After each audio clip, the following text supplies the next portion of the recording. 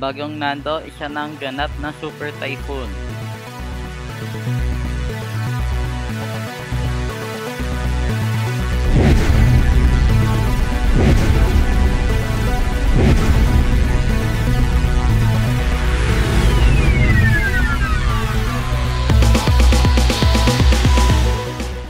Patuloy na lumalakas ang Bagyong Nando International Bragasa at naabot na nga ang super typhoon status nito ang ating ikatlo sa buong season na ito. Kasalukuyan nasa 17.9 degrees north at 127 degrees east.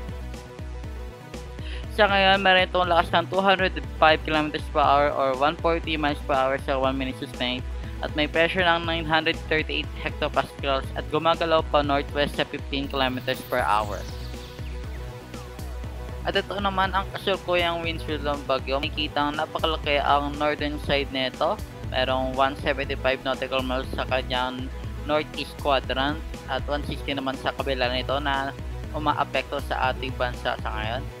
Ang distansya nito sa lupa, 500 km mula sa Dibilacan sa may Cagayan, 550 mula sa Santa Ana, 560 mula sa Tuguegarao, 600 mula sa Calayan Island at 630 naman mula sa Itbayat. Kasalukuyan nakataas ang Signal 2 at Signal number 1 warning sa buong Northern Luzon.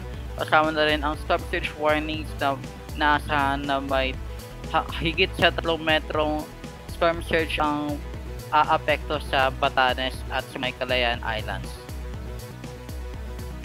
At ito naman ang estimate ng mga ahensya sa ngayon. Ang 205 km per hour ay base sa ATT at saka sa DBORG estimates. Ang JTWC ay kasalukuyan nasa 195 km per hour. Ang Pag-asa ay nasa 175 naman hanggang ang GMA ay nasa 155 km per hour na mababa sa buong ahensya na nandito. At ito naman ang storm surge warning ng Pag-asa sa ngayon. Inaasahan nga na higit pa sa 3 metrong storm surge ang aapekto sa Batanes at sa may Babayang Group of Islands. At ito naman ang forecast ng JTWC sa susunod na 5 araw. Inaasahan nga na patuloy pa rin itong lalakas hanggang sa maging category 5 ito sa kanilang Saffir-Simpson wind scale. At pagkatapos nito ay tutungo na ito sa may China, sa may Hainan. Ito naman ang sea surface temperature o init ng karagatan sa ngayon. Nananatiling nasa 30 to 31 degrees Celsius na init ang karagatan na nakapalibot kay Nando sa ngayon. At mananatiling mainit ito hanggang sa paglandfall nito sa may China. At ito naman ang forecast ng GFS sa susunod na 7 araw. Inaasahan nga na patuloy pa rin itong lalakas at makaka-apekto sa may Babayang Group of Islands, patay na rin ang Batanes. Lalo na ang Batanes dahil papasok ito sa mata ng bagyo sa forecast ng GFS na nandirito. At ito naman ang rainfall forecast. Inaasahan mananatiling maulan sa may Central Luzon, kasama na rin ang Metro Manila dulot ng habagat na pinapalakas ni Nando at meron pang susunod na bagyo na inaasahan natin sa susunod na linggo na may 40% chance na mabuo. At ito naman ang model comparisons. Ang JTWC, ang forecast nila ay magiging isang category 5 typhoon nito sa kanilang scale. Ang shear mananatiling mababa, ang sea surface temperatures mananatiling mataas hanggang sa buong track nito.